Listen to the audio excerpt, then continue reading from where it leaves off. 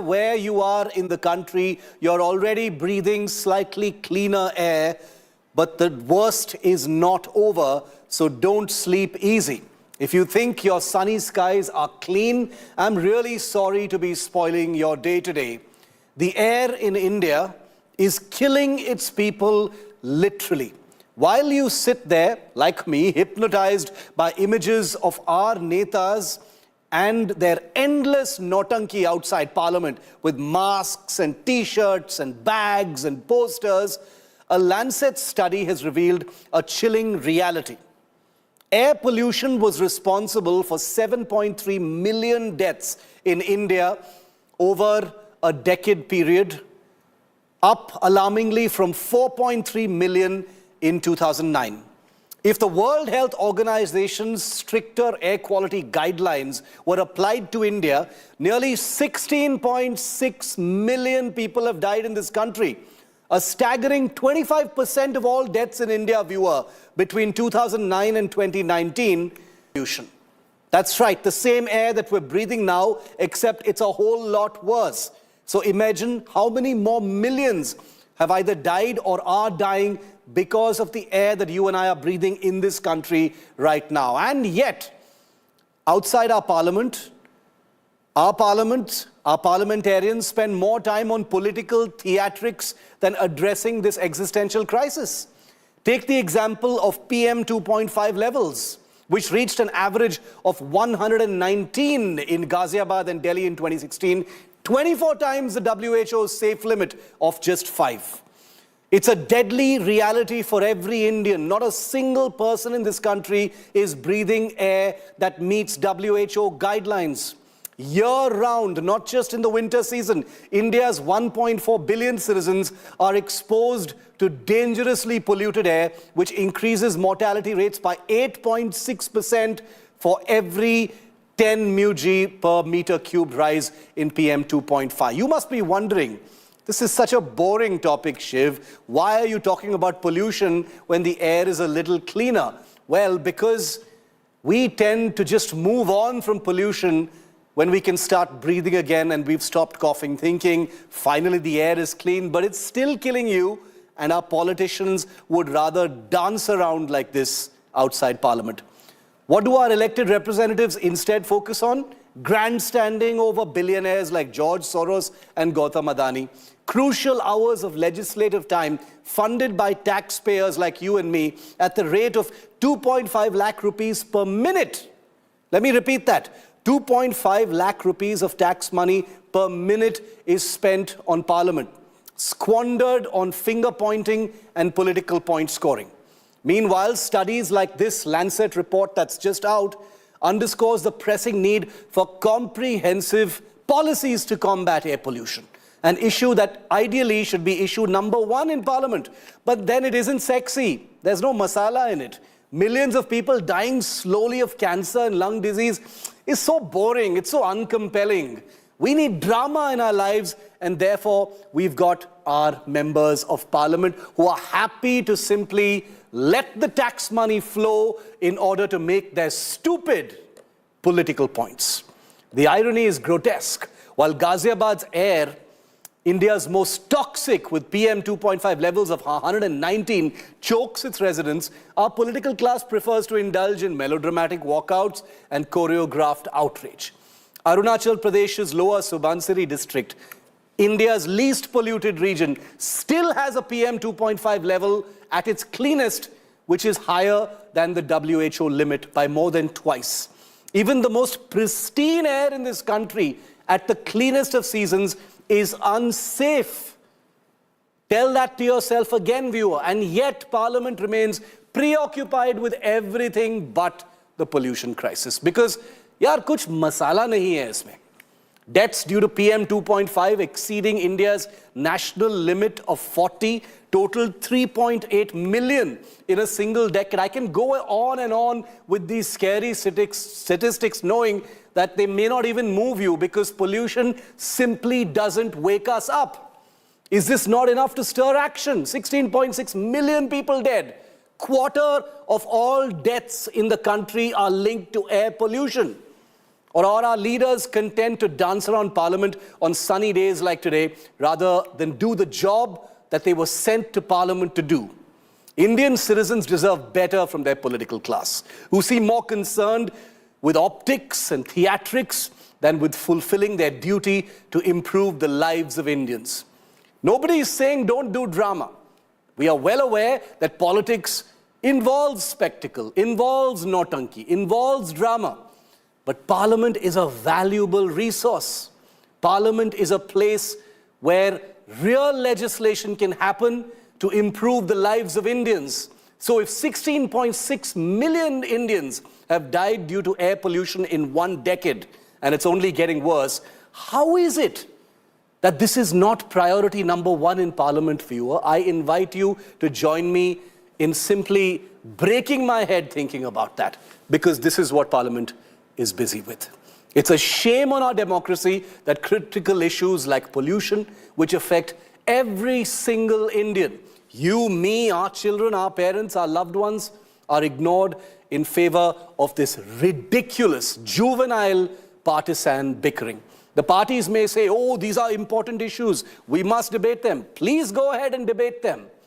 What I'm talking about is a question of your priorities, your allegiance and loyalty to the taxpayer, to the voter, to the Indian citizen. The air we breathe should be a matter of urgent and unanimous focus in Parliament. Instead, it's drowned out by the cacophony of this lurid political drama. The cost of this negligence is measured in millions of lives, rich and poor. A tragedy that demands accountability and change. And I'm only wondering, will it?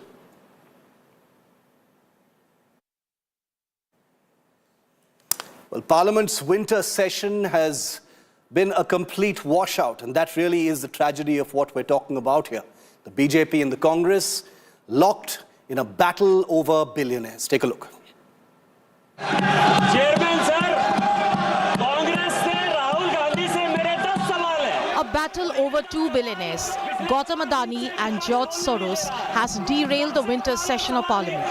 Sonia Gandhi ke saath kya sambandh hai jisko Soros fund karta hai? The BJP once again accused the Congress of links with the American billionaire and demanded the grand old party come clean on the issue. ये कहती FDL AP जो कश्मीर को अलग देश मानता है उसके साथ राजीव गांधी फाउंडेशन के सोनिया गांधी के साथ क्या संबंध है जिसको सोरोस फंड करता है? सोनिया और सोरेस का रिश्ता क्या है? और राहुल गांधी के अमेरिका दौरे का सारा खर्चा ग्लोबल नॉलेज इनिशिएटिव स्वयं पित्रोदा देता है जिसको सोरोस पैसा देता है. Your conduct, no, take your seat.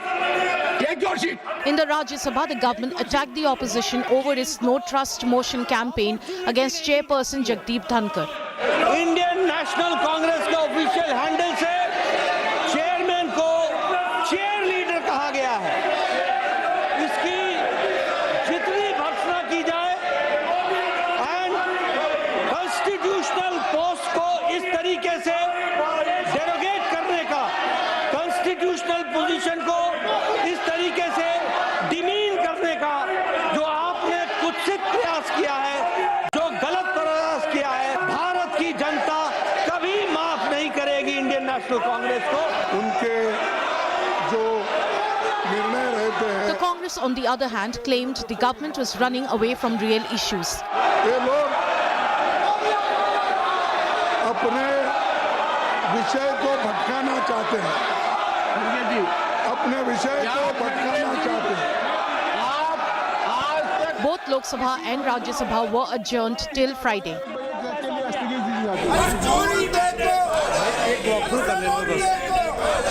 The opposition staged protest outside Parliament building demanding probe against industrialist Gautam Adani, who is indicted by an American court for alleged securities fraud. Protests inside and outside Parliament are draining taxpayers' money. It's important to note that every minute Parliament runs, taxpayers pay 2.5 lakh rupees. In an hour, this amounts to 1.5 crore rupees. For 6 hours of daily proceedings, the cost is around 9 crore rupees. Over 13 days, 117 crore rupees has been spent on running the parliament. Take your seat. The government had agreed to a discussion on Friday to mark the 75th anniversary of the Constitution. The face-off between government and opposition has now cast a cloud on the special occasion. Bureau Report, India Today.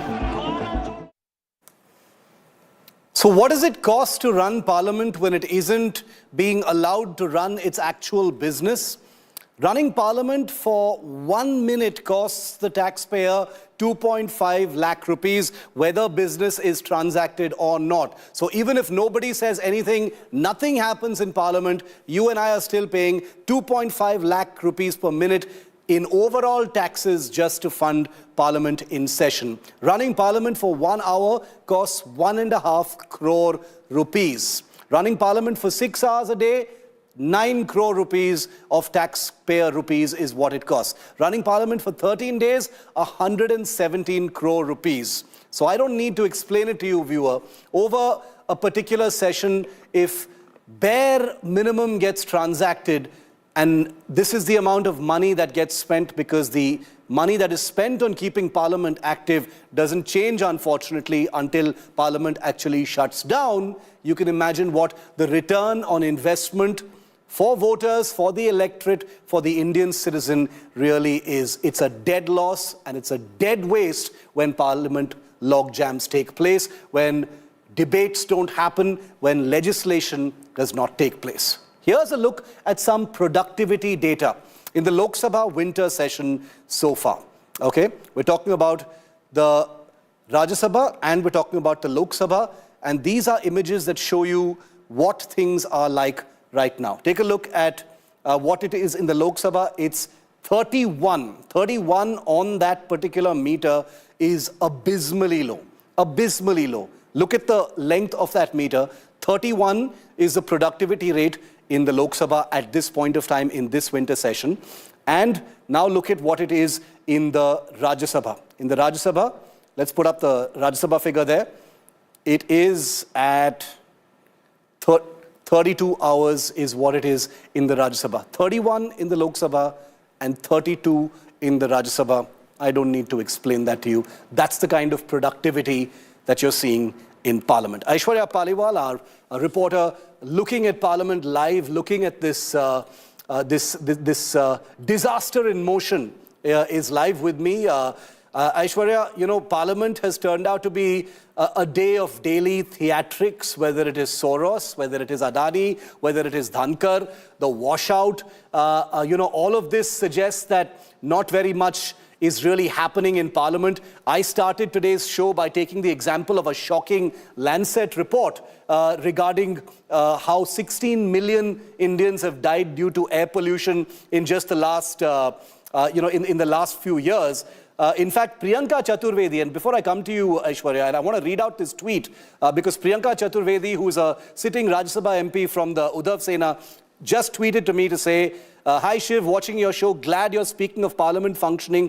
As far as priority, you must see the Rajya Sabha 0-hour issues that the opposition has tried to raise, which includes the air pollution mentioned by you. But unfortunately, the Parliament is disrupted by the Treasury benches this session. Happy to take this up again. Will the Government of India allow the 0-hour question hour? Which is an excellent question, which is why my opinion about the disruptions in Parliament are not pointed at anyone in particular. They pointed very much at the ruling party as well as the opposition, because the theatrics are coming from both sides. But is there going to be an end to it? Is there going to be some kind of a meeting point between the two sides, Aishwarya? Or is it going to be a complete washout? Well, Shiv, let me tell you from what we are understanding at the moment, both the sides have dug in their heels. On one side, we have the opposition that has constantly, since day one, raising the Adani issue. They are saying we want a JPC, and in that JPC, we want the discussion to take place on Gautam Adani, a billionaire. On the other side, it is the Bharatiya Janata Party, which actually should be making sure that the Parliament functions. They have now brought in George Soros, someone who's sitting thousands of miles away. Shiv, he actually has now become a big bone of contention between the Congress and the BJP. MP. Let me tell you, we understand the next 2 days will be crucial, but important discussions that ideally should have happened are not happening every day. Let me tell you, 11 o'clock is when the Lok Sabha begins, and 11:01, 11:02, maximum 11:05 is the time when it gets adjourned till 12 o'clock sometimes throughout the day. The MPs come in and we see them walking out. So that's the reality of the parliament. Apart from the money being spent, important questions are not being raised. Shiv. The next 2 days, which is going to be that elaborate debate on the Constitution, Aishwarya, is it going to be a structured debate, or are we going to see disruptions there as well? It's a very contentious, hot topic on the Samvidhan. Well, you know, we will see both the BJP, because BJP is also now asking all the MPs to be present in the House when the discussion takes place. Home Minister Amit Shah will be there, the Prime Minister Narendra Modi, all the top leaders of the BJP, everyone in it will be there on the floor of the Parliament. The Congress also has now issued a whip. And the Congress, let me tell you, Rahul Gandhi spoke with Speaker Om Birla and specifically said that we want the debate to take place. We want people to speak on the Samvidhan. So the next 2 days will be very crucial, but it will be with regards to the Samvidhan. The other things, like Shiv, you were pointing out, the air quality, the way people are dying, the way we are suffering, those questions, unfortunately, even though the opposition wants to raise them, is not being given the adequate time or even the opportunity to speak on these issues. It's incredible that it isn't being given that adequate time. Aishwarya, continue to stay with me, because we've got a news update for our viewers. The stage is, as Aishwarya just told us, set for that big debate over the Constitution. The big Samvidhan debate will occupy Parliament over the next couple of days. We're hearing for now that Defence Minister Rajnath Singh will be speaking in the Lok Sabha tomorrow, and Home Minister Amit Shah will be speaking in the Rajya Sabha on Monday. The BJP and the Congress, like you just heard Aishwarya tell us, has issued a whip to all MPs to be present. It's going to be a big one. Aishwarya, tomorrow we'll also likely see Priyanka Gandhi's inaugural speech in the Lok Sabha. Is that expected? Yes, you know, we are expecting Priyanka Gandhi to speak, and all the eyes, not just the MPs from the Congress and other opposition parties, the BJP, let me tell you, Shiv, will be very keenly listening to every word that Priyanka Gandhi will be speaking about. Her battle has actually begun. You know, we have seen her sitting there, listening to everything that's happening, maintaining everything that she can do, making sure that, you know, she picks up on the nuances. She, in fact, also went and met with the Lok Sabha Speaker Om Birla. So till now, she's done everything right. But the way she will speak, the nuances, all those things will be looked at, and will it have a big impact? That's the million-dollar question, Shiv. All right, thanks Aishwarya. We'll be looking out for your live reports tomorrow through the day on the big Samvidhan debate. Aishwarya and her team will be fronting that for us from the Parliament. All right, moving on now. The probe into the death of Bengaluru AI techie Atul Subhash has intensified as fresh allegations have surfaced 3 days after his suicide shocked the entire country. Remember, Atul Subhash, 34 years old, had left behind a 90-minute video and 24 pages of a suicide note alleging harassment at the hands of his estranged wife and her family, whose version so far has not come out in any detail apart from the fact that they've denied the allegations of Atul Subhash as completely baseless. Nikita Singhania, the wife of Atul, and her family are now facing charges of abetment to suicide following the death under suspicious circumstances. Here's the latest. The investigation into the tragic death of Bengaluru-based AI techie Atul Subhash gathers momentum as fresh developments emerge. मुझे खुद को ही खत्म कर लेना best है मेरे लिए, क्योंकि जो मैं पैसे कमा रहा हूँ उसी से मैं अपने दुश्मन को बलवान बना रहा हूँ, है ना। मेरे ही टैक्सेस के पैसे से ये कोर्ट, ये पुलिस सिस्टम मुझे और मेरी फैमिली को और बाकी लोगों को भी हैरास करेगा, जो अच्छे लोग। तो जो सप्लाई है वैल्यू का, उसी को खत्म कर देना चाहिए। India Today's team reached Atul's wife Nikita Singhania's house in Jaunpur only to find the property locked. What has changed from yesterday to today is a lock, because in the wee hours the family fled from this particular location, from these narrow lanes to some other location, and the family currently is non-traceable. What is actually traceable right here is this empty house with a lock placed outside this particular entrance door. सुबह जो आरोप लगाने सारा निराधार है। जो निकिता है वो बाहर है, वो जब आ जाएगी तो सारी हर चीज़ का जवाब देगी, हर चीज़ जितनी भी उन्होंने ब्लेम लगाया सारा सब चीज़ का एक्सक्यूज है उसके पास में। Nikita and her family are facing charges of abetment to suicide. On Wednesday, the Uttar Pradesh police visited the residence to collect more information. A police team from Bengaluru is expected to arrive in Jaunpur soon to further investigate the case and question the accused family members. Meanwhile, Atul's maternal uncle has claimed that his relationship with Nikita soured due to the interference of her mother. Main क्या थी, लड़की की mummy का पैसे का प्राय demand करते रहती थी हमारे वो। तो हमारे दामाद और बहू तो जब जरूरत था देते थे। एक बार 30 लाख रुपया दिए तो उनको दिए, फिर एक बार 15 मांगे। फिर बहू उनसे डिमांड की मेरे भांजा से कि पैसा और चाहिए। मम्मी को बोला देखो अभी 2 दिए, वो आया नहीं है, उसके बाद कैसे है, ठीक आगे मेन देखिए लड़की थी वो, उनके सासू माई के ही से मामला बिगड़ा। Nikita's mother has vehemently denied these accusations, calling them baseless. The case has also dragged IT giant Accenture into the spotlight as netizens demanded action against Nikita, who works there. Accenture temporarily locked its X handle amid growing backlash. Bureau Report, India Today. Let's get an update from our reporters, Anaga Keshav, live from Bengaluru. I want to go across first to Samarth Srivastav, who is live with us from I think, from Jaunpur in Uttar Pradesh.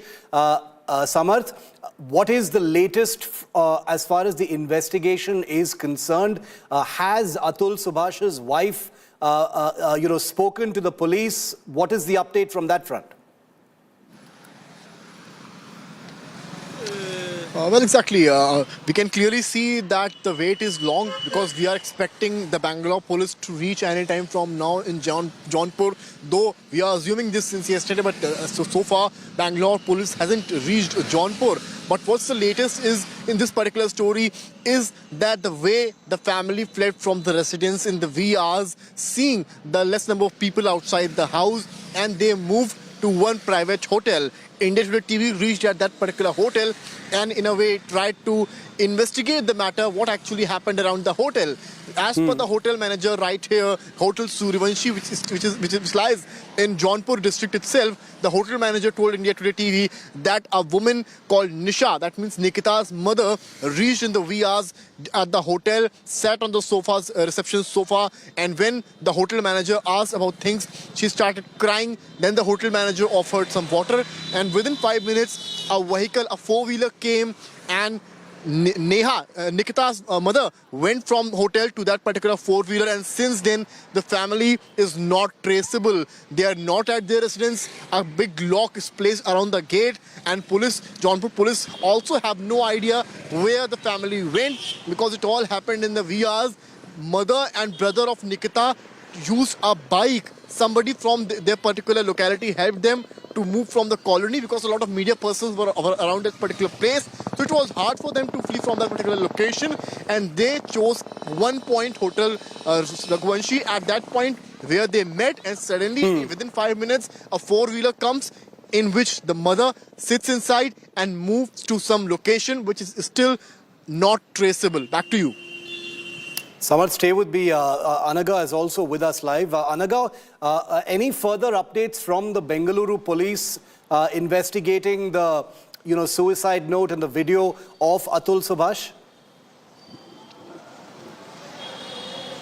Well, Shiv, at this point, there are 2 teams from Bengaluru who are investigating the case. One is already on their way to Jaunpur, and the other team, which is going to be stationed in Bangalore, is going to be investigating from the crime spot. What makes this entire suicide all the more mentally disturbing, Shiv, is the fact that Atul had carefully and meticulously planned, his entire suicide just days before hanging himself. In fact, he has also written down his passwords and username so that it makes the entire investigation process becomes all the more easier. His laptop passwords, Gmail password, everything is made easily accessible to the police who are investigating the case. In fact, he has also mailed and made a lot of copies of all the court notices and hearing copies, and he has also mailed to a lot of higher officers, including the President of India, is what we are hearing. He has mailed every single crucial document relevant to his case just so justice can be delivered to him at least after his death. So at this point, the Bengaluru police are investigating the case. The team which is on their way to Jaunpur will be speaking to the accused in order to interrogate them and further ascertain if this was really abetment to suicide or what more is there in this case than what meets the eye. All right, so we will be reporting all sides of this story. Very, very sensitive matter. There's a child involved as well. So I will repeat once again, we will reflect all sides of it and we will not be taking sides, only reporting on the investigation. Thanks, Samarth, and thanks, Anaga, for joining me with those details. We're taking a very, very quick break here on 5 Live. On the other side, a big political war has broken out in the state of Karnataka over Chief Minister Siddaramaya's perceived priorities, even while the state is needing to take loans in order to fund infrastructure projects. The Chief Minister has pledged a donation to landslide-hit Wayanad. The BJP is saying, why not take care of your state first? What's the reality? We'll debate next.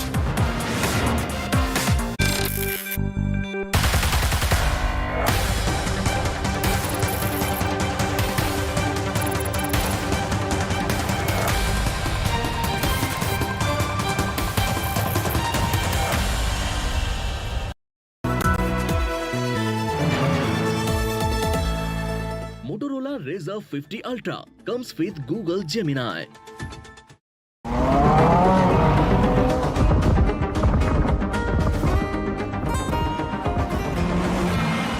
ज़माने से हटकर बेबाक है मेरा signature.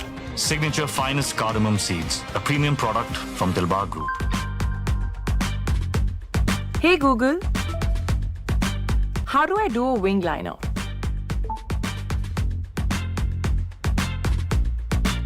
AI Re.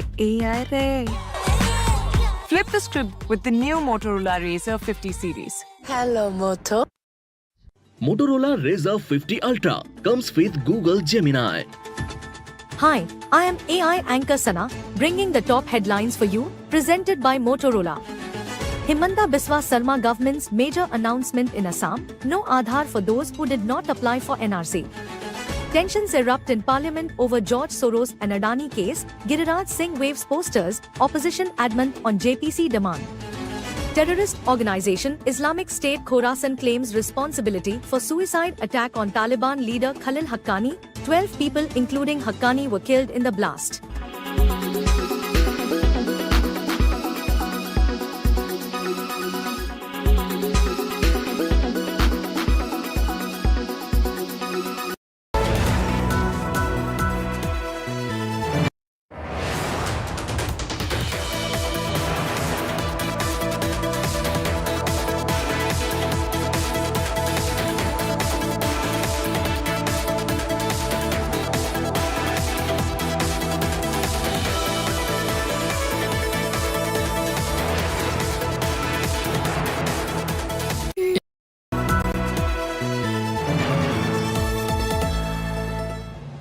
Again, the gold standard wins the day.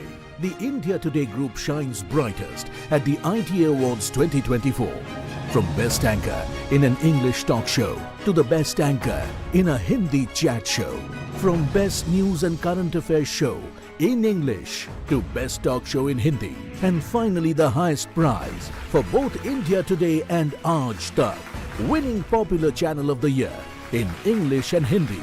Winning the ITA Channel of the Year English is very special to me. But to win it in an election year is extra special because it is a validation of the democratic newsroom.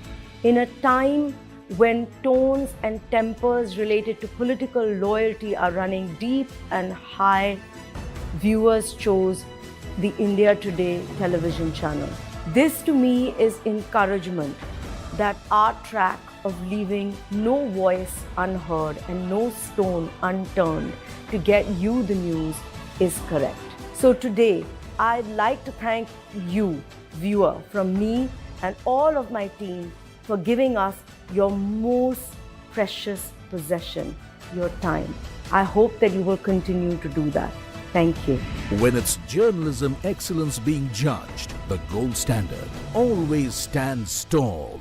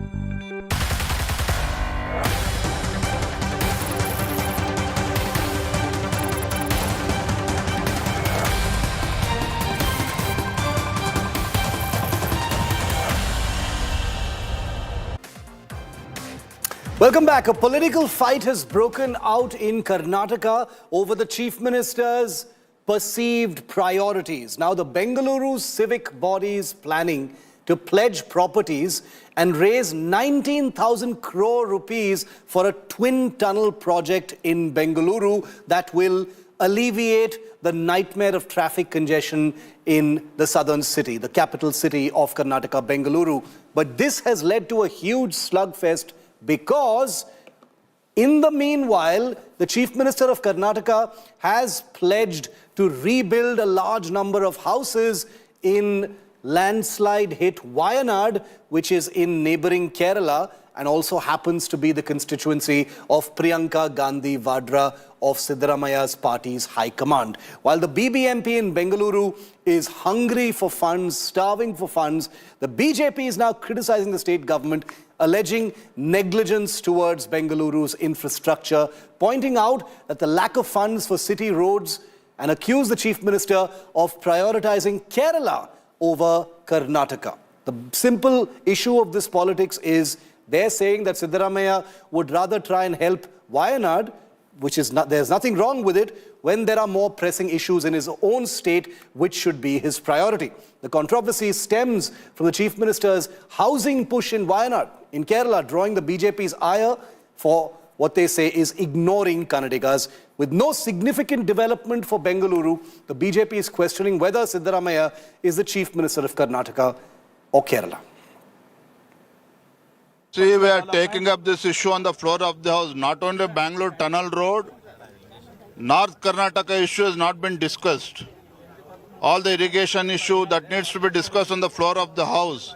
So along with North Karnataka issue, we'll discuss on the tunnel road also. Chief Minister not in a mood to provide shelter to the poor people of Karnataka. Siddaramaiah is more interested in giving houses in Kerala.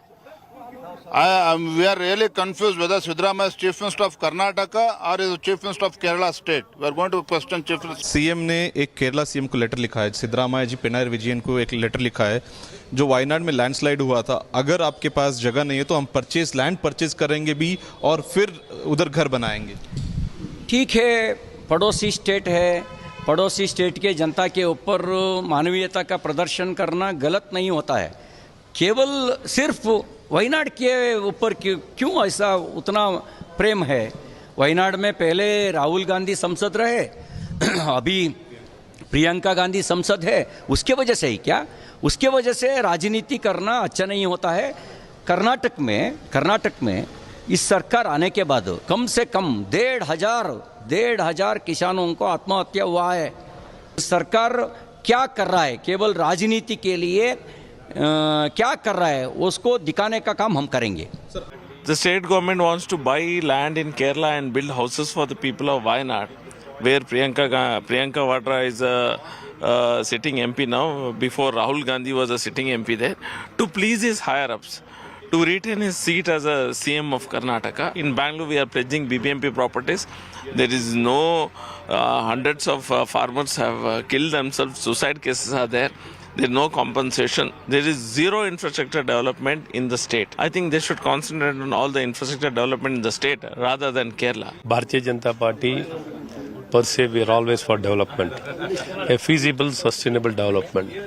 But the government, in what basis have they come out with this proposal, I am not able to understand. The availability for the public transportation, the buses itself, we are short of buses. Those priorities, immediately achievable priorities, are not being addressed. This shows what is in the mind of this Congress government. It is not they are having concern for people. It is just they have got their own vested interest.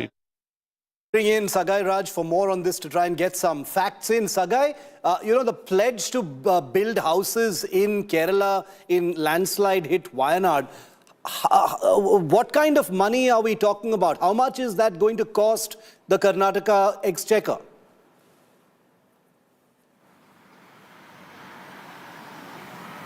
Sagai? Yes, the government have a DPR which has been prepared. Initially, they were contemplating that it will go up to 43,000 crores, which can connect from north to south as well as from east to west. No, Sagai, that's not my question. Sagai, that's not my question. My question is, do we know how much money is being pledged for reconstruction in Wayanad by the Siddaramaiah government? No, there is no budget which has been mentioned in the letter by the Chief Minister of Karnataka. They have promised that they will go ahead and construct the houses. In fact, initially when they promised, they only promised to construct the houses in the places where their landslide has happened.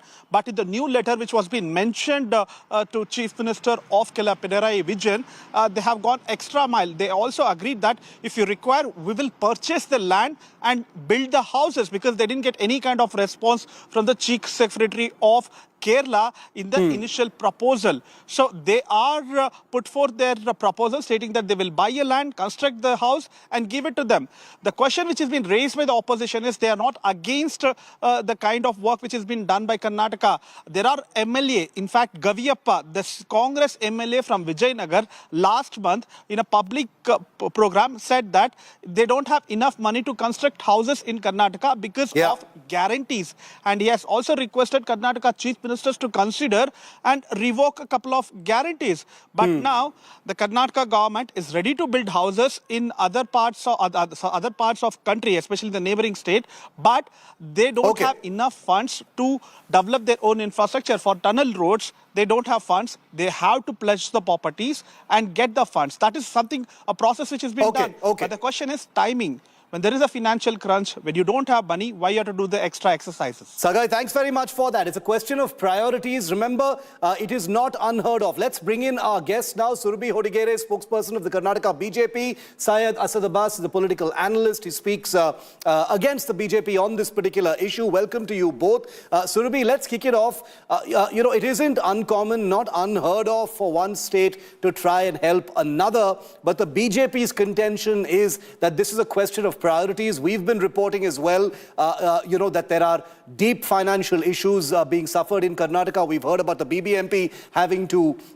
use assets as collateral to raise thousands of crores for basic infrastructure projects. The government appears to be struggling to fulfill some of its guarantees as well that brought it to power in the election last year. So what exactly are you saying to the government at this point of time?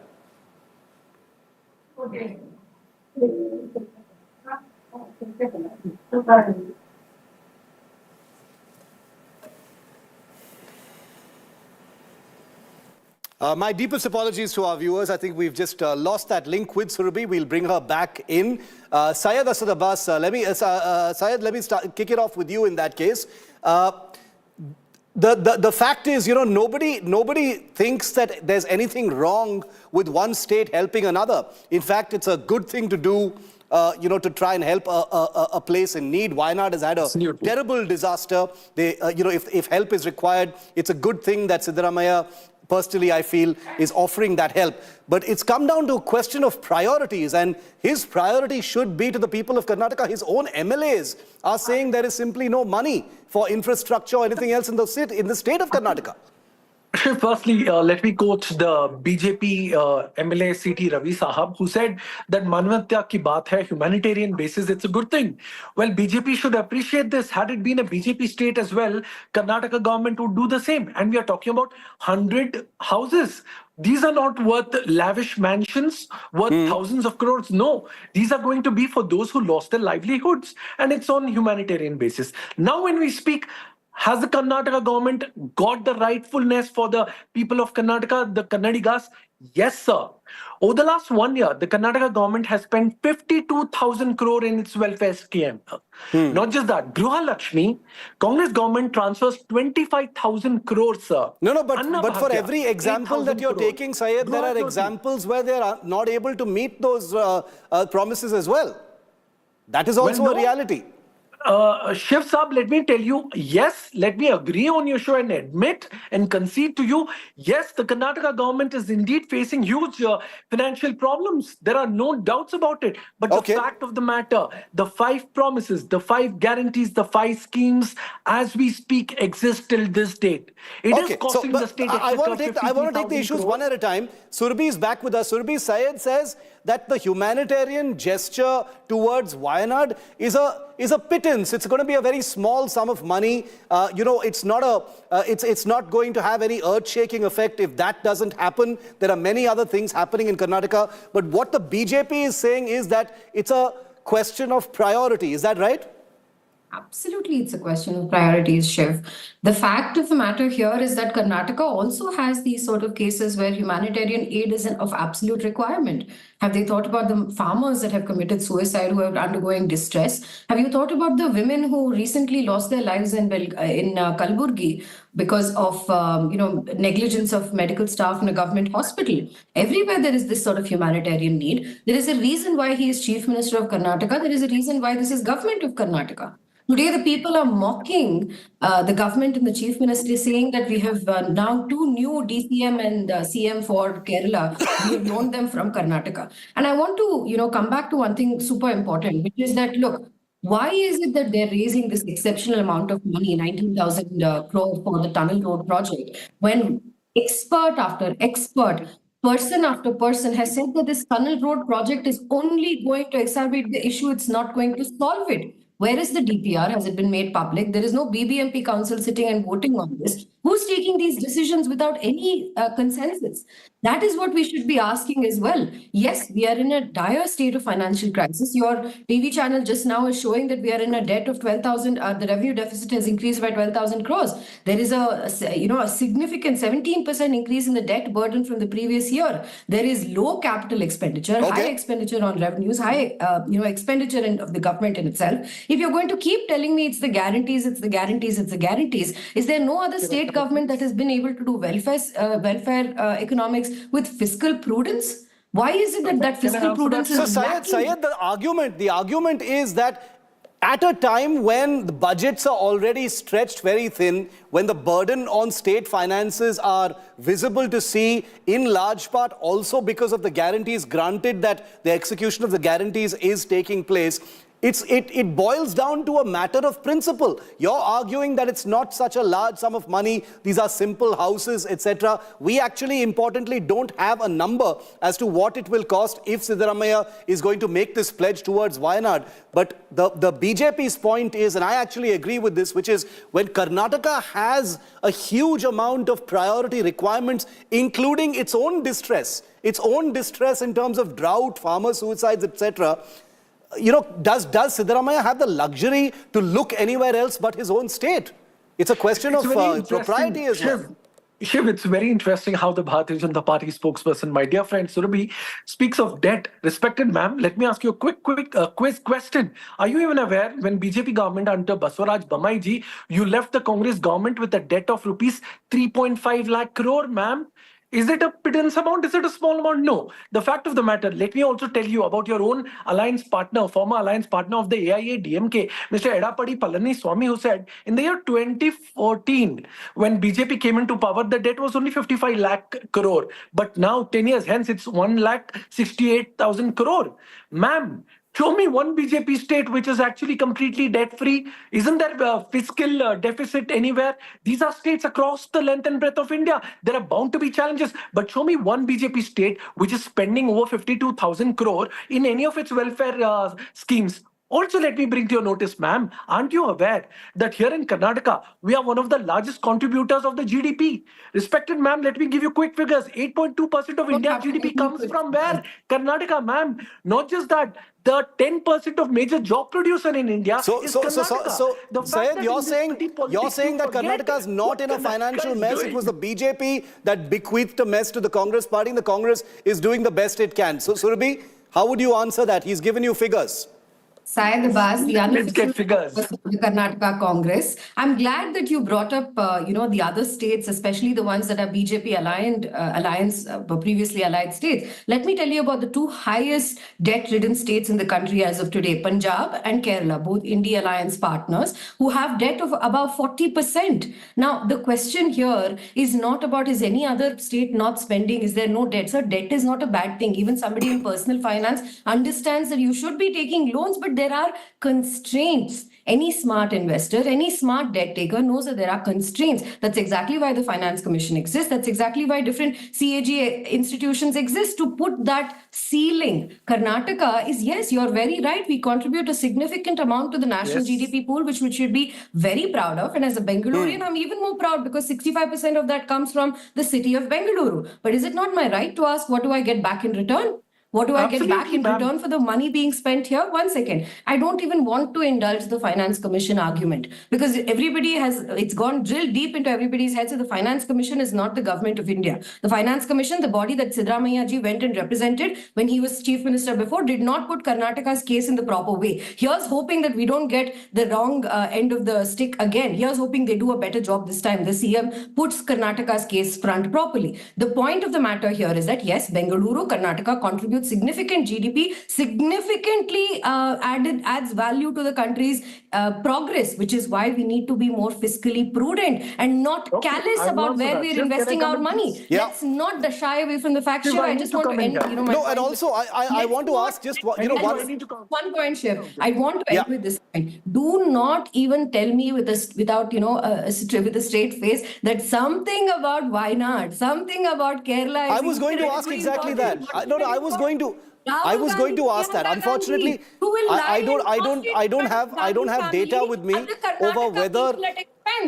I want to ask that. Is this a question of trying to please the bosses, Syed? I mean, I don't know what Mr. Siddaramaia's past track record in his earlier stints as Chief Minister has been in terms of, pledging money or help of this kind to other states, including Kerala. I'm not aware of that. He may well have. I don't know that. But the fact that Priyanka Gandhi Vadra and before that Rahul Gandhi are MPs from Wayanad, does that have something to do with it? The eagerness to, show support for Wayanad? Shiva, I absolutely do not think so. Yeah, as a matter of fact, had it not been Wayanad, it would be Kochi, Koalam, Coimbatore, or any city, any neighboring city. I'm sure the BJP good friends have not learned something. Love thy neighbor, and they need to do that. We are talking about 100 houses for those who's lost their livelihood. Why can't they do that? No doubt about that. I absolutely do not think so that it's going to charge very big to the state exchequer. Now, my friend, BJP spokesperson, asked a very good question. What am I getting since Congress government into power? Ma'am, you as a woman of the state has got 3 crore plus free bus rides, ma'am, every single day. Every Karnataka woman gets the free bus rides. Ma'am, do you know how much it's worth? Several crores. Not just that, every diploma holder, you are in the scheme. Ma'am, you get thousands of crores there. 52,000 crore the Karnataka government has spent. And what more does the BJP want? Show me one BJP state with this kind of welfare schemes. Show me one BJP state. And you speak of Revdi culture. Ma'am, are you even aware in the 2023 BJP manifesto, there was, you also spoke of Revdi, ma'am. You also promised of free milk 1 liter and 5 kg of rice, and you criticize Congress party. Okay. Almost out of time. I'll give the last minute, Syed. Last minute I started with you, so I'll give the last minute to Surabhi. Go ahead. Final comment, Surabhi. Thank you so much for saying love thy neighbor, but Syed, it's not love thy neighbor at the expense of your own family. I don't think any sensible person in this house does that, in this world does that. In terms of the guarantees, hang on. Let me get my minute. Don't be scared of my argument. Shiv, I'm not dealing with this. Surabhi gets the last minute, Syed. Come on. Look. The fact of the matter here is that you throw the guarantees at everything. Why is it that the Congress MLAs and the MPs themselves are saying, please stop the guarantees? Why is it that the chief economic advisor to the chief minister is saying that this is untenable, this is going to drain our wealth? Nobody is saying that welfareism is not good. We require that as a country. But prudence, fiscal prudence, that is what is going to take us into the next decade. Please be aware of that. And don't lie to the people when you say that we have been able to give so much. When Bengaluru is in a dire situation of roads being in a mess, when there are potholes everywhere, we are drowning when there is a flood, we are in drought when there is no rains. And then you put a tunnel in between all of this, the water is going to go into the tunnel. That is what is going to happen. Person after person is saying that don't build tunnels in the city. That is not the solution. Public transport is where you make the investment. Why are you I'm going to take the last word. Karnataka and instead going towards. And Shiv, I'll answer your question. You asked us, where is it that has the Chief Minister done anything like this towards Kerala? When an elephant crossed from Karnataka to Kerala, and there was an unfortunate incident. I remember that. Karnataka government burnt had the responsibility to give compensation, a huge compensation for an elephant that went from Karnataka to Kerala. Okay, I'm out of time. But we can't support our farmers, we can't support our pregnant women, we can't support any of the drought-ridden families, we can't support the I'm homes completely out of time. In Karnataka. Okay, I'm completely out of time. Syed, you will have to understand, I'm completely out of time, but I just want to end by saying, you need to give me 10 seconds. As someone from Karnataka, I'm very happy that my state politicians are fighting over state finances, which is very different from what's happening in Parliament, as I showed our viewers at the beginning of this show. So let me say with a sense of irony that I'm actually